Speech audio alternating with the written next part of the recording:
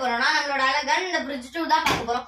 இதுல வந்து பார்ட் 2 இருக்கு. நாம அதையும் பார்ப்போம். ஃபர்ஸ்ட் நம்ம பார்ட் 1 பார்த்துருவோம். இது நம்ம எல்லாருக்குமே தெரிஞ்சதுதான். நம்மளோட ஃப்ரீசர் நம்மளோட ஃப்ரீசர். இப்போ நெக்ஸ்ட் 10 நாளா துருவி வச்சிருக்கிற தேங்காய் அதை அழுகி போயிருக்கும். இன்னும் கொஞ்ச நாள் விட்டோம்னா கீழே வந்து அது கீழே வந்து பார்த்தீங்கன்னா குண்டு குண்டு பச்சை மிளகா. அடுத்து முந்திரி. இதில் வந்து தோசைகளுக்கு தேய்க்கிற வெங்காயம் எல்லாம் தூக்கி உள்ள வச்சிருக்கிறாங்க. பழனி பஞ்சாமிர்தம் இருக்கு. மொட்டையெல்லாம் அடிக்க போல வாங்கிட்டு வந்தது. ஸோ நெக்ஸ்ட் இந்த மாதிரி தயவு செஞ்சு யாரும் ஏமாந்துடாதீங்க.